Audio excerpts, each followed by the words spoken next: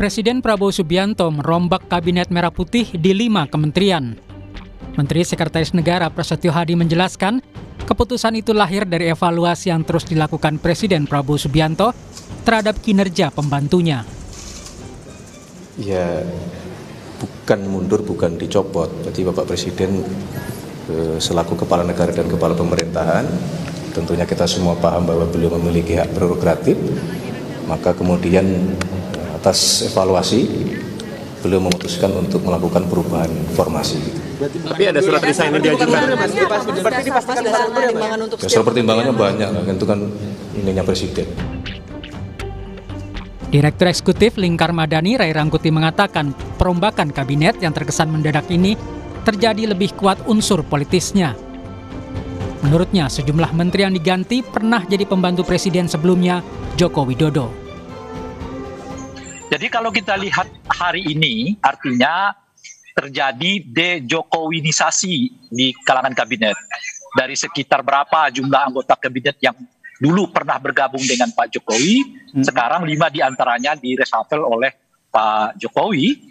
Dan saya kira arahnya nggak kembali ke Pak Jokowi nih. Ya, jadi arahnya kelihatan justru penguatan terhadap Partai Gerindra. Jadi bahasa simpelnya mungkin kita buat de-Jokowinisasi menuju ke gerindranisasi. Reshuffle kabinet ini harus bisa menumbuhkan harapan baru bagi publik bahwa wajah-wajah baru di pemerintahan bisa membawa semangat perubahan dan menjadi momentum untuk menjawab kesenjangan sosial dan ekonomi di masyarakat. Tim Liputan Kompas TV. Presiden Prabowo Subianto melakukan reshuffle atau kocok ulang Kabinet Merah Putih. Apakah reshuffle ini sesuai evaluasi kinerja atau malah lebih untuk mengakomodasi kepentingan politik? Kami diskusikan ini bersama dengan Ketua Great Institute Syahganda Nainggolan dan analis politik sekaligus Direktur Eksekutif Carta Politika Yunarto Wijaya. Selamat sore semuanya dengan Tifal di sini. Apa kabar? Halo, selamat sore Bung Tifal. Terima kasih semua sudah bergabung dalam diskusi kami kali ini. Mas Toto, secara sederhana kalau Anda membaca pola reshuffle kemarin, itu betul memang berdasarkan evaluasi kinerja atau malah ada hal yang coba diakomodasi dalam tanda kutip dari segi politik ya? Bobot politiknya lebih terlihat ya, tentu saja kalau kita lihat, saya tidak mau menggunakan bahasa de-Jokowisasi lah, karena menurut saya kita harus melihat dalam konteks yang terpisah-terpisah.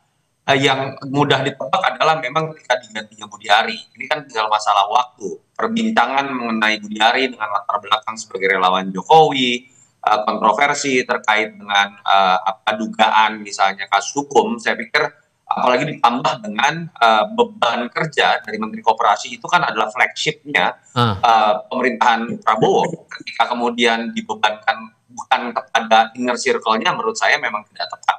Dan ketika diangkat Ferry Yuliantono, ya terlihat sekali ini adalah orang dekat Pak Prabowo dari dulu gitu ya. Dan ketika berbicara Sri Mulyani, banyak orang yang kaget. Saya tidak kaget, walaupun memang dari sisi waktu saya cukup kaget karena kok sedemikian cepat. Secara paradigma Pak Prabowo dengan Sri Mulyani memang berbeda.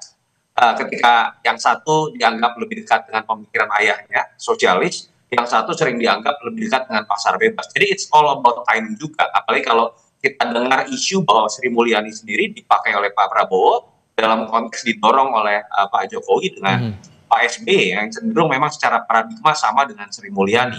Dan tapi di situ ada highlight ya. Menurut saya tetap beban besar buat Pak Prabowo yang harus dijawab oleh Pak Purbaya adalah 2 hari berturut-turut market merespon negatif dari kehadiran Pak Purbaya yang memang harus diakui dari sisi track record dan portfolio paling tidak di dunia internasional dan market tidak sebesar Sri Mulyani, tetapi itu harus dijawab dengan cepat karena memang di hari pertama agak blunder menurut saya Pak Purbaya. Nah, yang sebetulnya menarik dan masih menjadi misteri adalah digantinya Pak Budi Gunawan. Artinya itu menurut saya kan cukup banyak membantah persepsi yang secara hitam putih. Misalnya melihat ketika Pak Jokowi perannya berkurang, artinya kekuatan Ibu Mega akan masuk. Soal nama Menko Polkam itu kita akan coba diskusikan lagi nanti. Tapi kalau menurut Bang Ganda nih, kalau membaca polanya terlebih banyak menteri di era Jokowi yang kena reshuffle, apakah ini memang terpola untuk tujuan mengakomodasi kepentingan politik? Jawabnya nanti Bang, kita jeda sebentar. Kita lanjutkan di segmen berikutnya, selepas jeda berikut. Kalau menurut Anda ini memang polanya sebatas evaluasi kinerja atau ada akomodasi tertentu nih? Ya, saya pikir kalau evaluasi kan harusnya Oktober ya, tanggal 20 setelah 1 tahun. Tapi yang sekarang ini kan karena ada chaos ya kemarin, kerusuhan dan lain-lain. Jadi kita lihat Presiden harus mengambil langkah lebih cepat karena rakyat itu harus dipuaskan ya, rakyat menuntut. Nah, saya pikir kemudian Presiden mengganti menteri-menteri yang memang terkait dengan kemarin membuat ada pergolakan. Satu, Menteri Keuangan yang tidak kompatibel dengan Presiden dan membuat marah bupati-bupati, kekacauan di daerah-daerah, rakyatnya marah karena PBB. Yang kedua, Koperasi Desa Merah Putih ya, yang selama ini sudah didesain 80.000, itu selama ini susah berjalan karena menterinya itu diperkirakan terlibat atau kejahatan judi online dan lain-lain. Tapi dua pergantian ini saya apresiasi ya untuk di bidang ekonomi ya, Purbaya untuk Menteri Keuangan dan Peri Juliantono untuk Menteri Koperasi Desa Merah Putih. Nah, Purbaya ini kenapa saya apresiasi? Karena dia muridnya Paul Romer.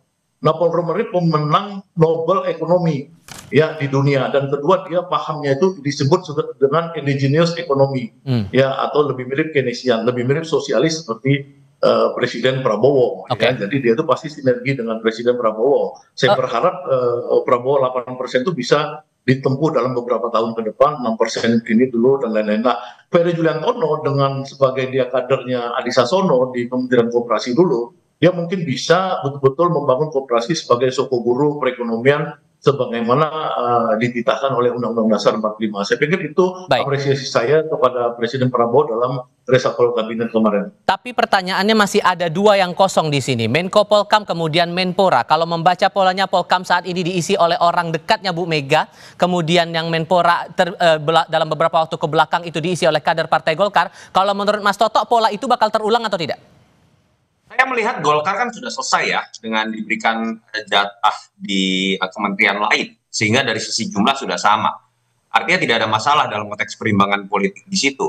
Nah, kalau berbicara mengenai Menko Polkam, kalau saya pribadi dengan terjadinya situasi kemarin, spekulasi muncul kembalinya militerisme, alangkah baiknya menurut saya tidak ditempatkan pengganti nanti ya, ketika berbicara interim oke lah, katakan cocok Pak Safri Samsudin, tapi saran saya lebih baik tidak ditempatkan sosok yang berasal dari kalangan militer, karena itu langsung masuk ke dalam sebuah frame atau mindset spekulasi yang mengatakan bahwa ini adalah kondisi yang ingin menguatkan militerisme.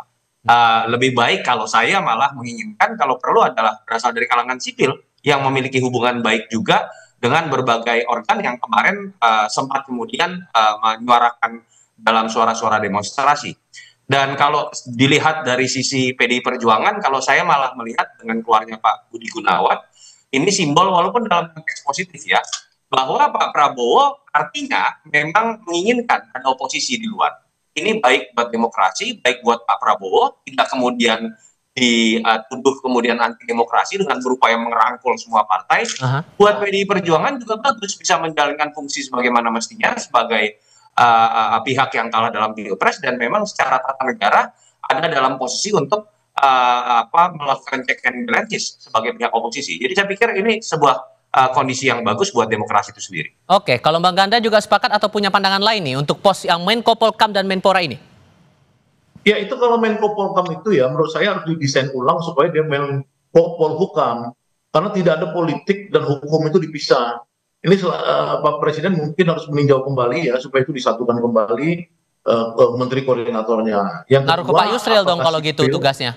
Satu, pidato Presiden dengan Ibu Megawati tanggal 31 Agustus ya, pidato Presiden dengan Ibu Megawati yang 31 Agustus itu, mudah-mudahan Pak Prabowo tetap mengakomodir teman-teman PDI agar kohesivitas dan stabilitas ini bisa terjamin ke depan.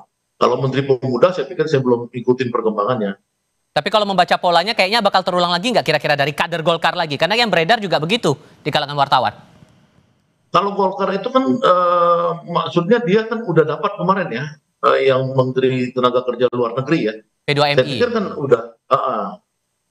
Saya pikir harus ada keadilan. Kita partai-partai ini kalau tidak bisa memberikan yang terbaik, ya misalkan ada kasus korupsi atau CSR Bank BI apa sekalian diributkan sekarang untuk posisi Menpora, nah, itu mudah-mudahan ada yang lebih baik lah. Kalau nggak itu cari dari luar dong. Ya zakon kabinet lah, kembali pada zakon kabinet.